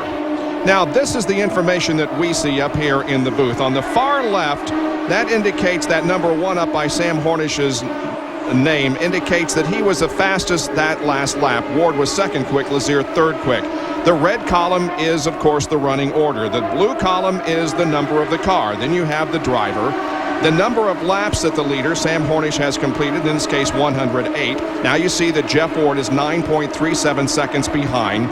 The green column is the speed his last lap. The black column his fastest lap of the day. Over in the green column, the number of pit stops and the laps since his most recent pit stop. Now, down to Jackaroo. Well, Bob, we heard Buddy Lazier describe to his crew, led by Ronnie Dawes, what the problem was with the car. Now, how will the Hemmelgarn crew solve the problem during the pit stop? They are going to change the air pressure on their Firestone Firehawks. And Vince Welch, 1 pound of pressure is like changing your spring rate by 70 pounds. Well, Jack, another team that's struggling with the race car a little bit is Jeff Ward. He's currently running second. He's got a push, and now we've got a yellow out, so that's going to be a good opportunity for Ward to come in and maybe get that push taken care of. They had about another 15 laps on their run before they were scheduled to come in for the stop. It is debris on the racetrack that has brought out the caution. Shigea Tori was very slow down the front stretch a few laps ago. We thought maybe it was because of that, but it is debris on the racetrack. Well, this was a huge break for Sarah Fisher and Aliso Salazar. They were getting close to being lapped, so now then they'll be able to get back up there. Well, the Indy Racing League schedule next takes us to Atlanta, Georgia on Saturday night, April 28th. Then the month of May in Indianapolis, culminating with the 85th running of the 500 on May 27th. We'll visit Fort Worth, Texas, June 9th in that great race that we saw there last year. Pikes Peak International Raceway in Fountain, Colorado on June 17th, and Richmond for the first time on June 30th. Then we go to the brand new racetrack at Kansas City. The new one at Nashville will return to Sparta, Kentucky. Then we go to St. Louis for the first IRL appearance there. Joliet, Illinois is also a brand new racetrack. We'll wrap up the season with a return visit to Texas Motor Speedway near Fort Worth. So those are the races that you have to look forward to until September 16th in the 2001 Indy Racing League schedule. Well, we're waiting for the pits to be open. They are still closed as the pace car picks up the leader of the race. There's the flags blowing, and you can see that the wind is still quite strong, but not nearly as much as it was on Friday and Saturday. It was much stronger Friday and Saturday, but it was not as hot. The heat here today, the track temperature is probably 15 or 16 degrees hotter than it's been all weekend. So one kind of offsets the other. The racetrack is going to be slicker, but the wind won't be quite as much problem. This Homestead Miami Speedway opened in 1995 shortly after Hurricane Andrew devastated this region.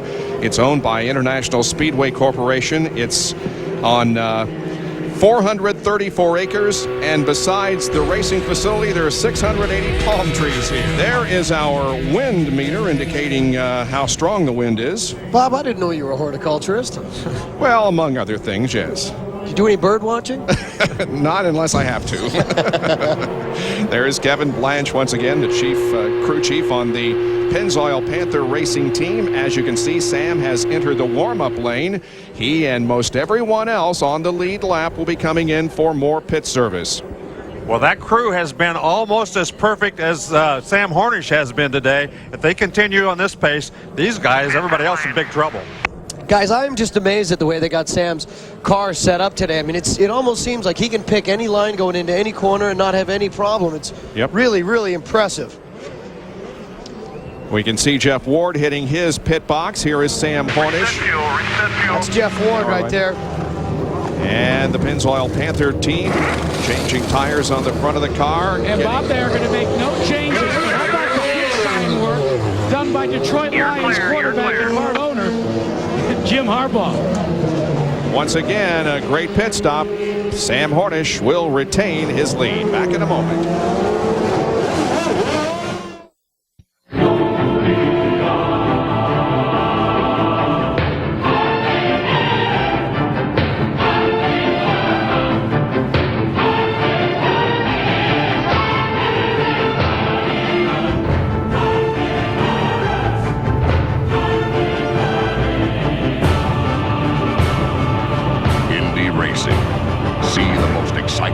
In the world, all season long on ABC.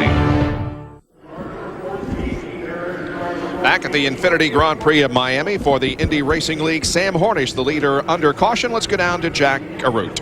Well, Bob, one of the things that Sam Hornish says he likes to do when he gets a little uptight, he says, I tend to get a little nappy. What he means is he likes to go catch a cat nap.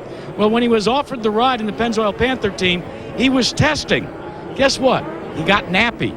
He hasn't napped in the race car since then. In fact, Kevin Blanche had to tell him during a test session with the car, once he got the ride, Vince Welch, hey, you got to talk to us once in a while, Vince. Hey, here's a happy guy, Darren Russell from Al Unser Jr.'s team. How's the car? He started 19th. He's now running third. The car's perfect. Real happy. We've got some great pit stops.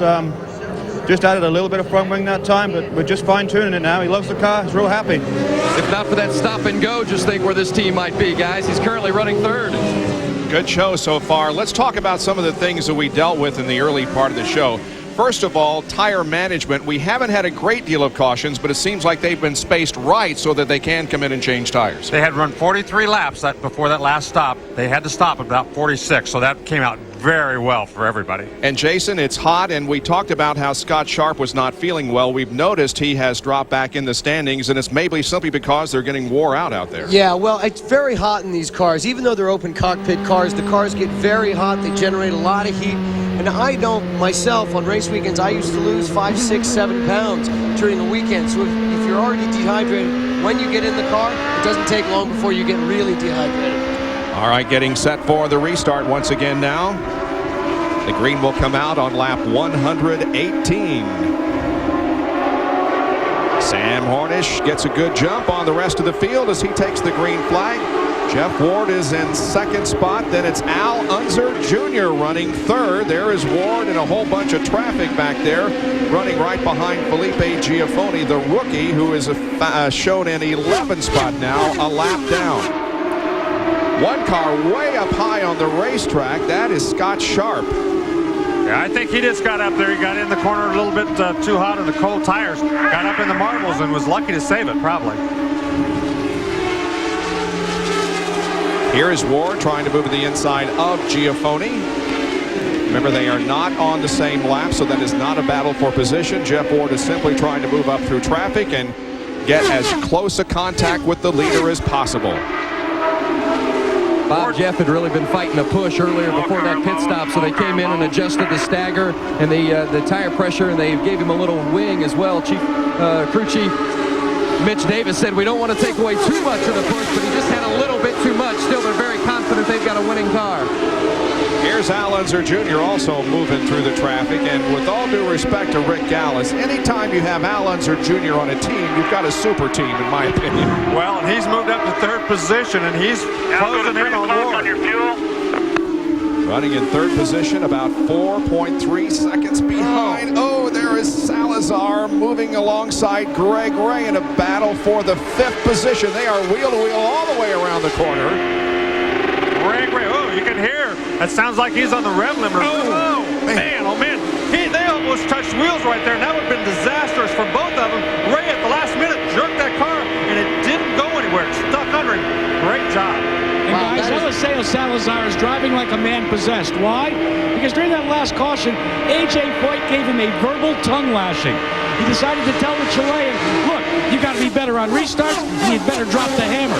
I want to see more production. Well, that was a pretty risky bit of production on that last one, I think. Well, he is being productive. Salazar's passed Fisher and Ray in the last 2 laps. He is definitely on the move.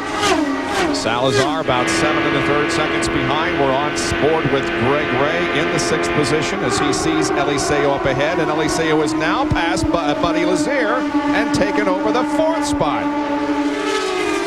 Back up front, meanwhile, all is going well for Sam Hornish. He has led 80 of the 122 laps so far. Jeff Ward has led 40.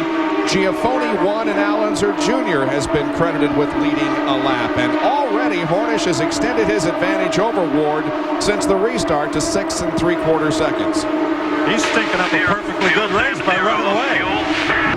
There's first, and here comes the 2nd position right there. Look at Junior. Al Unser Jr. He's going to take 2nd from Jeff Ward. Well, anybody that thought he was napping earlier in the race is going to be badly mistaken. This guy came to race here today. Al Unser Jr. giving Team Gallis renewed spirit. At Phoenix, he started 23rd, and he finished 23rd, but it's a whole new race here today. Now on board with Buddy Lazier. Buddy Lazier's got my vote for the hardest working man in motorsports. Look at how busy he is down here with his left hand, now his right hand.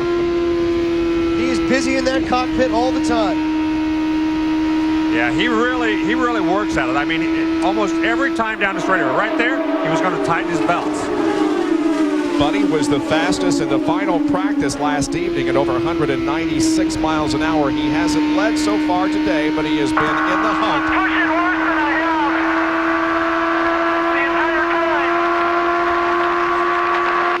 Pushing worse than he was, he's telling them. So he's probably going to make the adjustment with his left hand down the next straightaway. You'll notice, folks, when he gets into the middle of the corner, his hands will be crossed up a lot, and he'll roll out of the throttle. That's the push that he's talking about. You can see he did move the sway bar down the last straightaway, trying to get some of that push out of there.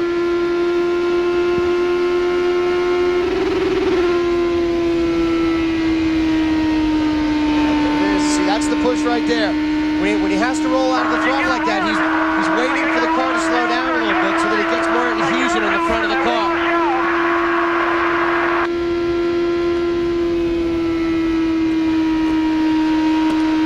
Seems to be worse through 1 and 2, wouldn't you say, Larry? Looks like it is, probably because the wind blows down there.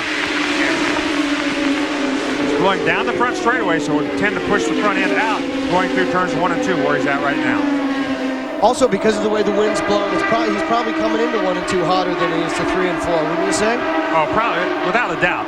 Without a doubt, he's going to have more straightaway speed down the straightaway with a tailwind. There is Al Unser Jr. and Jeff Ward running in second and third position. The car ahead of them is Billy Boat, the number 98 Curb Records car. It is being shown in 13th position. Billy 2 laps down. Now, Ward took a look down the inside of Little Al that time just to let him know he was still there. This is shaping up to be quite a battle. Yeah, the car's running second, third, fourth, and fifth. They're all running about the same speed. But Hornish is running 3 miles an hour faster than any of them. That's unbelievable. And the second fastest car that last lap was Mark Dismore, who's a lap down in 8th position. He's also over 190 miles an hour, but everybody else is in the 180s. There's Sam. Can he do it again? Can he make it 2 in a row and 3 in a row for the Pennzoil Panther team? We'll decide that in about 70 laps. We'll be right back.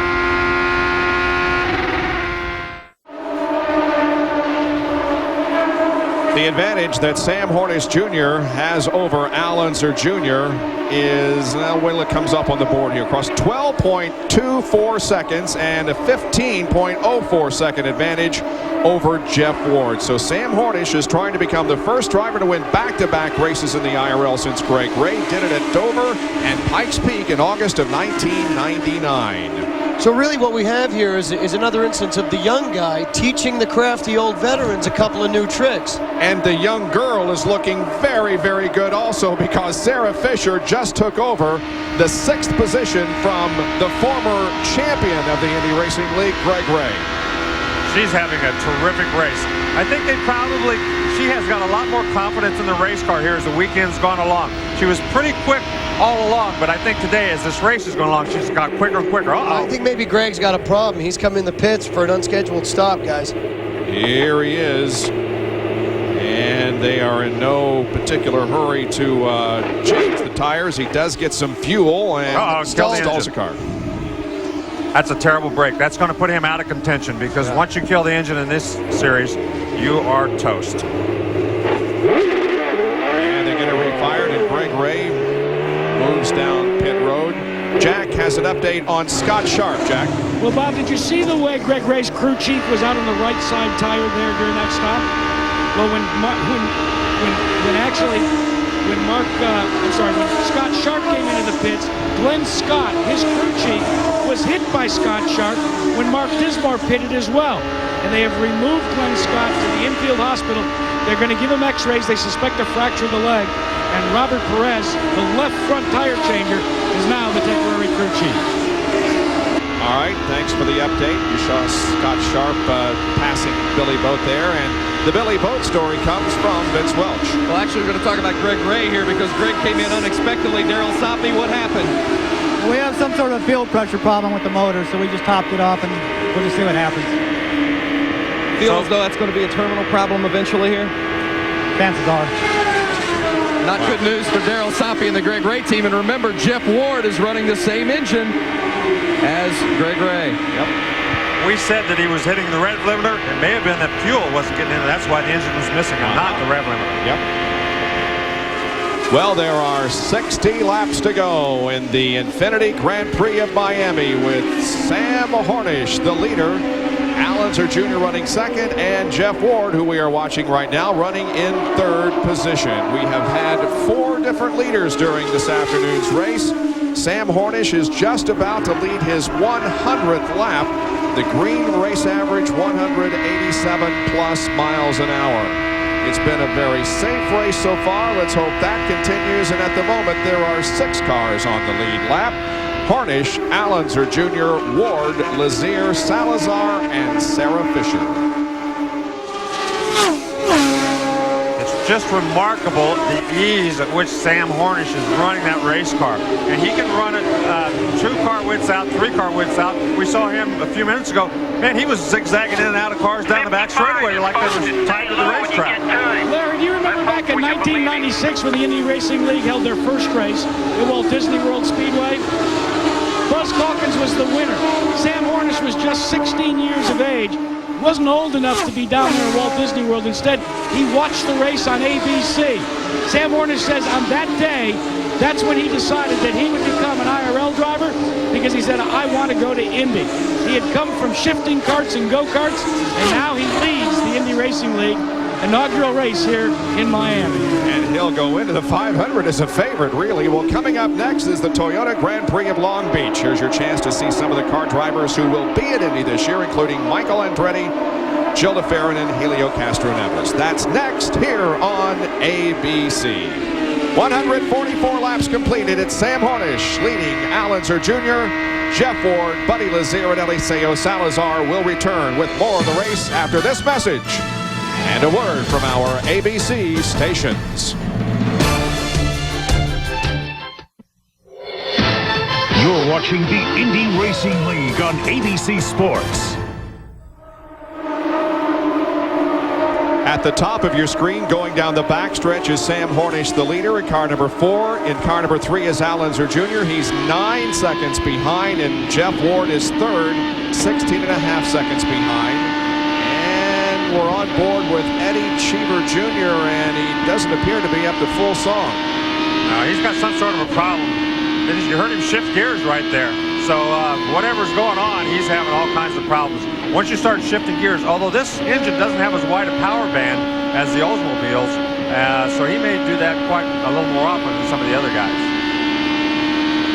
You know, guys, the way the Little Al's moved up through the field today, that's nothing new for him. In Las Vegas last year, he started 21st and ended up winning that race. So he's proved he can do it before. Started 19th today, and he's running second, and he is cutting into the advantage that Hornish has over him. Bob, we can also start setting up these final pit stops in the sequences that may take place and the strategy that may unfold. Little Al is looking to come in at about 168 laps. You can look now and see that's about 16 laps from now. All the teams will be able to go to the finish from that point on, but who can get their team in and out the quickest? That's going to be a key, and of course, the Panther Racing team with such a large advantage gives them some extra time to play with in the pits. And Vince, what they're planning on doing for Sam Hornish is try to stretch it to lap 169. They could throw the dummy on 168, though. But when you look at the fastest laps that have been run, it reads like a book. Hornish, Hornish, Hornish, Hornish, Hornish. Oh, yeah, there's a Salazar and there's a Lazier in there, too. Now, 6 of the fastest 10 laps have been turned by Sam Hornish, and the fastest came on lap number 9 of the race, 194.3. And Bob, I have a question for you. If Sam Hornish is doing so well and this team is performing so well, you've alluded to the Indianapolis 500. We better not forget that they are going to be providing some of their expertise to Michael Andretti in his return to the Indy 500. That is going to be one whale of a battle. That is exactly right, and I think that's one reason why Michael Andretti, we heard him say in his little soundbite there earlier in our telecast, that they have a real good shot of winning this race. Pennzoil Panther team has been just unbelievable. Remember, they won the last race of 2000 with Scott Goodyear behind the wheel. Goodyear semi-retired. He will be at Indianapolis driving for Eddie Cheever, but they've now won 2 in a row and going for 3 as Greg Ray moves back out onto the racetrack. And they actually almost won the Indianapolis 500 a couple of years ago, except Scott passed the pace car by accident on the last lap. So we'll take another break here and await the pit stops that could definitely decide the outcome of this race. On the track, it's been all Sam Hornish so far.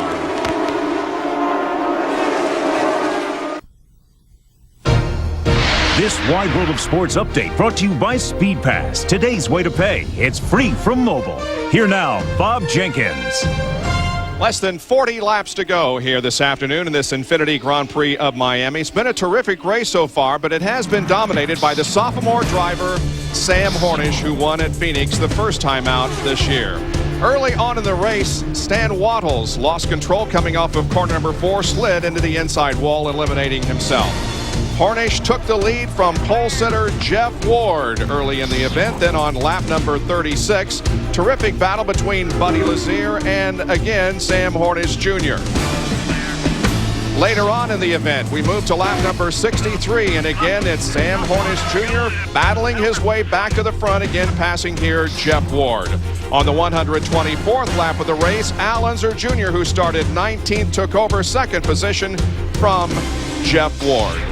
And speaking of Al Unser Jr., he has come in for a pit stop and hits the mark perfectly, Vince. Well, it's a costly stop, though. They were hoping to hang on for another 5 laps, but Al radioed in that he thought he was out of fuel, so they had to go ahead and come in. And as you see, they're putting in just enough fuel to get him to the finish. Now they've got to start it in the back of the car, and that just cost them extra time in the pits. An incredibly costly pit stop for Al Unser Jr., opening the door for Sam Hornish Jr. even wider. Oh, just an unbelievable bad break for Al Unser Jr. You can imagine what's going through his mind after a terrific move to the front. He was actually gaining on Sam Hornish. He'd cut the lead down to about 9 seconds. Now then the thing is, it's vapor lock probably, and it just wouldn't start. You can see him. They're devastated. 43-second pit stop. Wow. Well, that's a couple of laps, and that's just going to kill him. And we have a caution. Greg Ray apparently has come in contact with the wall. Man, things went from bad to worse. Yeah, this changes a lot of things. All the leaders now will be able to pit under yellow, and that was a costly stop for Al Jr. that just got a lot more costly. Well, Jeff Ward had to go into pits, and he lost a couple laps, so now then this erases his chances because everybody else is going to be able to stop on the yellow.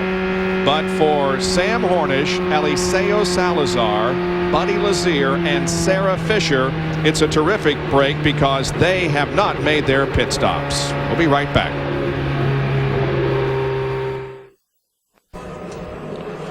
The pits are open, and here come those on the lead lap and some of those who are not for what should be the final pit stop of the afternoon. Sam Hornish rolling all the way down to the end.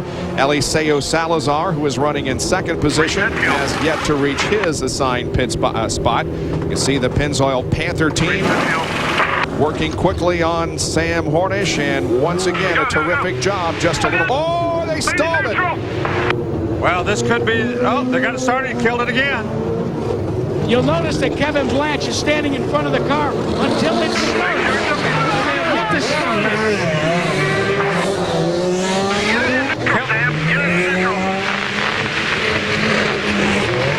bad luck for Hornish, and finally he gets out of the pit. Now he's going to have to do his job on the racetrack. And fellas, that is really surprising only from this respect. The one thing the team talked about before they pitted while the pits were closed, to make sure that this stop was done very deliberately and that they didn't have a mistake. Maybe they shouldn't have talked about that issue.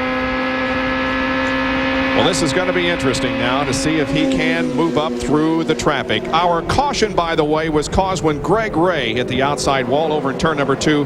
He is okay. The leader of the race is going to be, I believe, Aliso Salazar, who would have been out ahead of Hornish. And second position is going to go to Sarah Fisher, with Lazier third, then Hornish in fourth position.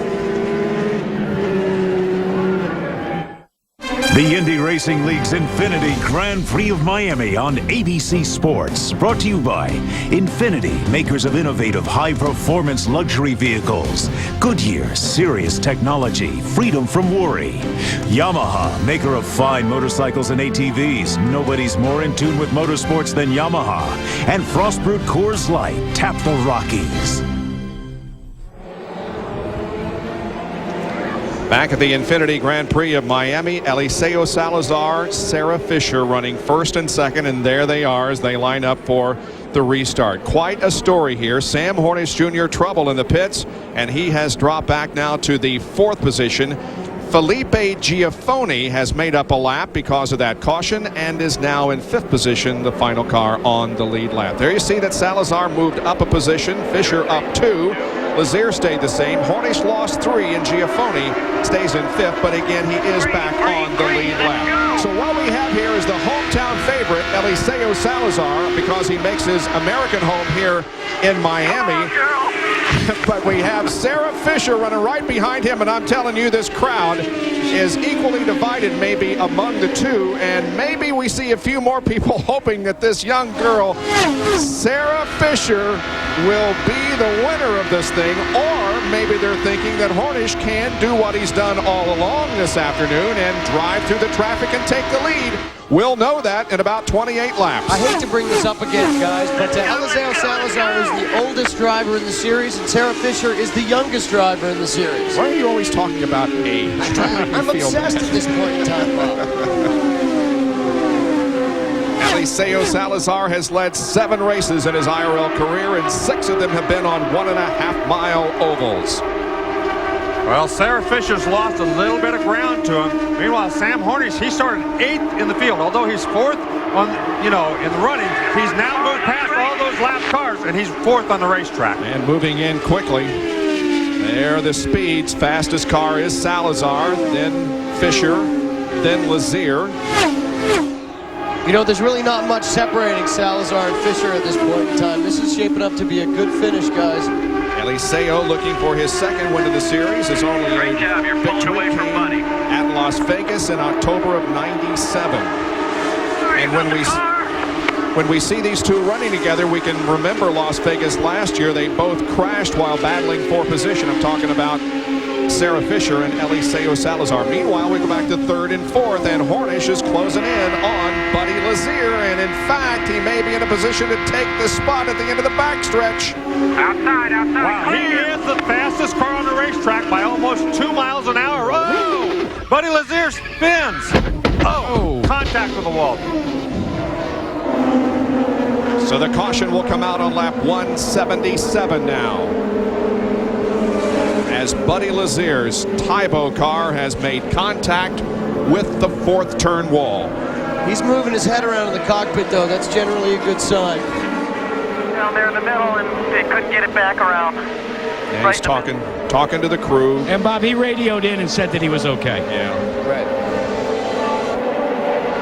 But it brings to an end a great afternoon for Buddy. This is our 6th caution of the afternoon. There is A.J. Foyt, Aliso Salazar's car owner, talking to him on the radio. Now, here is Hornish making the pass, and then behind, Lazier just loses it. You can see that thing just gave a little bit of a wiggle. He almost saved it, but then the back end just came around very slowly and backed right up into the concrete. From another angle, he went into the corner high, tried to run that high line, but right here, see that little wiggle right there? That's the one that got him. He saved it the first time, but when the second time came around, he just couldn't get the car back under control. And Larry, you could hear the disgust in his voice as he apologized to the crew. He said, "I thought I had it saved, and then it got away from me."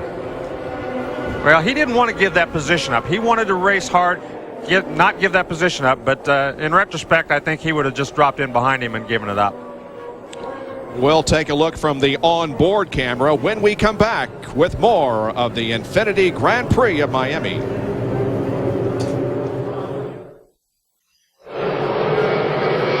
Back in Miami, here's the onboard with Buddy Lazier.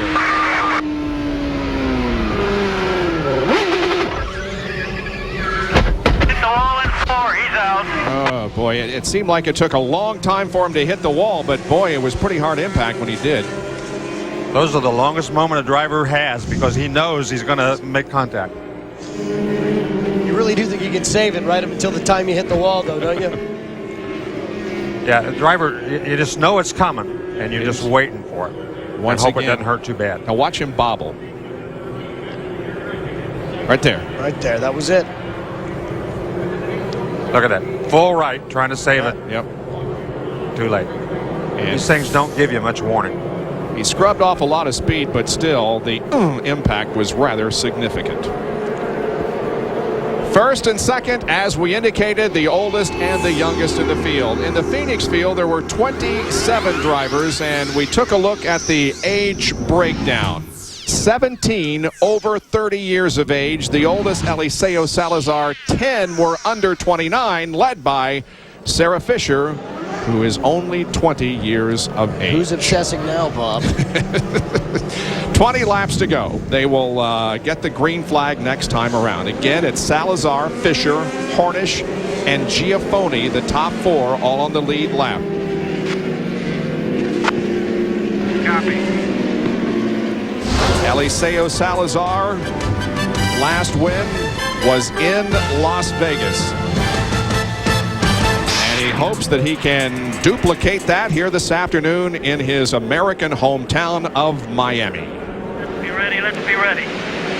Well, we are coming up on the near end of our time period, but stay with us because just as soon as this IRL race is over, we'll be switching you to Long Beach for the Toyota Grand Prix of Long Beach for the Car FedEx Championship Series. An afternoon of open wheel racing here on ABC. Let's see who wins this one. Look at Hornish. He's going to get a good start as they come down and take the green flag. He's already getting by Sarah Fisher and now sets his sights on Salazar. Well, Sarah saw him to the outside and didn't go up to the wall, gave him room. If she hadn't been alert, hadn't been paying attention, that could have been a crash.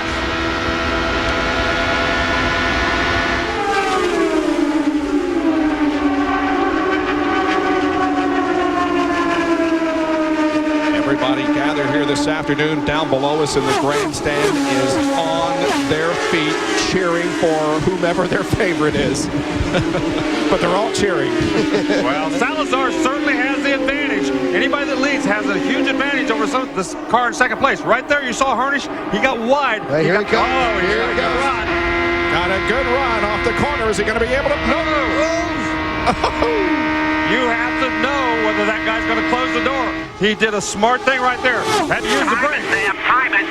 You know, guys, I have to say, this has been great racing here today. A lot of wheel-to-wheel action, a lot of guys passing and really close racing and not a lot of incidents. It's really been great racing. Jason, the thing that may put this all in perspective is the words that Kevin Blanche said to me just moments ago. He said, now we'll find out what Sam Hornish is made of. Well, I'll tell you one thing. He's not made out of anything that's light and fluffy. He's going after these guys. He has led the most laps this afternoon, 126 so far. Hits the rev lever there at the end of the straightaway. You know, I think he got out of the throttle so he would fall back and then get a run on him off the corner. Okay. I think that was why you heard that. He was actually out of the throttle trying to get a run. Now that he's on the outside. Here he goes. Is he going to be able to pass Salazar? He's on the outside of the racetrack. Oh, wheel to wheel through the corner all the way through. Still inside, still inside. At the line, it is Hornish by a half a car length, and he is going to still not be able to pass. Inside, clear. Now he's got it. Wow, that was phenomenal. Good job, Sam. Way to time it, way to go. Your race now, your race. 15 to go. You're right, Larry. I think he timed it and got that run, and man, did he have a run build up. He got out of the throttle before he got to the end of the straightaway and got a huge run on him, and he had to stay on the outside for a whole corner, which is almost unheard of at this racetrack, but he made it work. Indy Racing League drivers, look out. You got a new guy on the block. That is for sure. Big celebration down in the Pennzoil Panther pit box as well, guys. They know it's not over, but they know they've got something special behind the wheel, and he's just done an amazing job to get by a very stingy Aliso Salazar. Open wheel racing may need a new young hero, and I think we have found one in Sam Hornish Jr., given his 2 race performances this year in the IRL. Just unbelievable. I think it's safe to say that he definitely has arrived. They're second and third, Salazar on the left and Sarah Fisher on the right. And we can't say enough good things about Sarah Fisher also, as he has hung in there all afternoon, running in third position. She started this race back in the 7th position. And her crew has kept her in the hunt. They've made good pit stops. They've encouraged her. They've given her good feedback on everything that she's done, and she's followed their directions very well. And Larry, they've also had an excellent race car all day long. They have not touched that car from a chassis perspective. They've let her do all the adjustments on the weights bar, so it's been a good car for Sarah from the very beginning. Sarah's got a good run down the backstretch. She's going to take second from Aliso. Wow.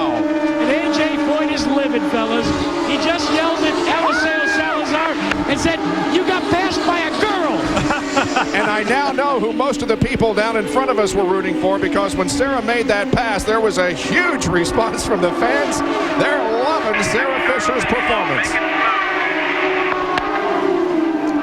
Well, she did exactly the same thing that Hornish did. She got out of the throttle early, got a huge run, and I think Salazar got a little push coming off, had to get out of the throttle, and she was right there at the right place at the right time. Sarah is a part-time student at Butler University in Indianapolis studying mechanical engineering. She loves to play soccer, but she likes most of all to drive race cars, and she can do it. Cleared. Let's go get Sam. You're gaining on him.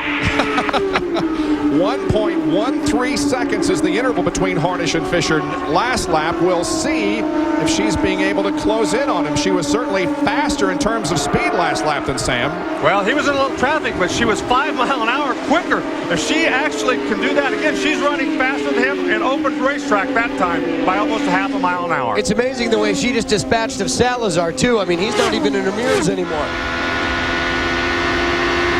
Well, she's catching traffic at a bad spot right here, but Calkins got out of the way. So that was nice of him, because this she's still got a shot at winning this race. Good job by Buzz Calkins, who's back in 16th position, 6 laps down. And she again is faster. Guys, I hate to keep bringing this up, but the 2 youngest drivers in the IRL just dispatched with the oldest driver. Yeah, well. And guys, Sarah Fisher's increasing speed is not lost on the Pennzoil Panther team, a group that was all smiles just a few moments ago. Those faces are a lot more serious now as they watch Fisher continually gain on their driver, Sam Hornish Jr. And Sarah's crew is telling her, he's scared. Go after him. He's scared. There are less than 7 laps to go, so she's going to have to get the job done in a hurry if she is going to. The advantage is just a tick of the watch over 1 second. And Sarah reduces the interval every lap, but not by very much. Well, it's going to be a big factor. The traffic is going to be a big factor. Whoever catches the traffic just wrong is really going to lose a lot of ground. And it looks like he's going to catch Giafone right here where he doesn't want to, right in the middle of the corner. Watch how he goes through that traffic. They'll be nice and smooth. She can catch him on the straightaway. She will again make up some interval. And your guy Giafone hasn't done bad this afternoon. He's 4th. Yeah, he's done quite well. You know, he's a rookie this year, and you know, anytime you're a rookie in a new series, there's a lot to learn. 5 to go. You're on a pretty steep. Keep going. You're on a pretty steep learning curve, but I think he's going to shape up to be a good driver. And Jason, one of the all-time greats, is helping Giafone. Ari Lyondike is coaching him, and Ari raves about this young kid, and I think we're going to see a lot more from Giafone the rest of this season. And of course, Ari will be back at the Indianapolis 500. He's coming out of retirement to once again compete in the greatest spectacle in racing. It looks like Sarah lost a little bit of ground that time in the traffic, about a half a second. That's just what she didn't need at this point. And there are only 4 laps to go, now about 3.5 laps to go. Giafone is 4th, Ward is 5th, Allenser Jr. 6th, then Dismore, Cheever, Sharp, and Didier Andre may get a top 10 finish here this afternoon. His teammate Casey Mears is 11th, then Hattori, McGee, Boat, Schrader, Calkins, Irwin, and Hollinsworth. Those are the cars that are still on the racetrack. And the interval opens up to 1.5 seconds. So indeed, Fisher, who was closing the gap, is not doing so right now and leaving the victory to Sam Hornish Jr.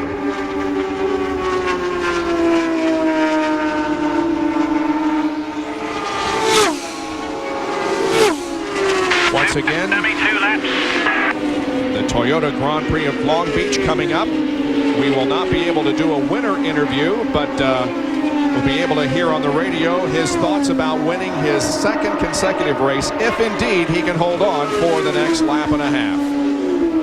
Well, Sarah Fisher's got to be extremely happy, even though it doesn't look like she's going to be able to give him much of a challenge here in this last lap. But she's done a great job. The crew has kept her right in the hunt all day long.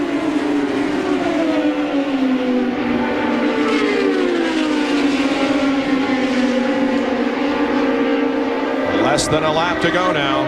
She's hung up, Sam. She's hung up. You're going to be all right. You got about a 2-second lead now. Sam Hornish Jr. Bring it on home. You got plenty of time. is going to do it.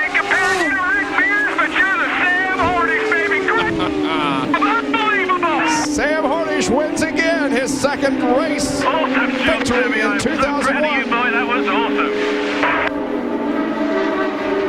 Pit around to the start-finish line and turn left into victory lane. You'll see a guy standing there directing you. He's the first back-to-back winner since Greg Ray at Dover and Pikes Peak in 1999. Coming up next, the Toyota Grand Prix of Long Beach. ABC Sports is online at ESPN.com. Keyword ABC Sports. This has been a presentation of ABC Sports, continuing the tradition of excellence. So long from Miami, where Sam Hornish has won again.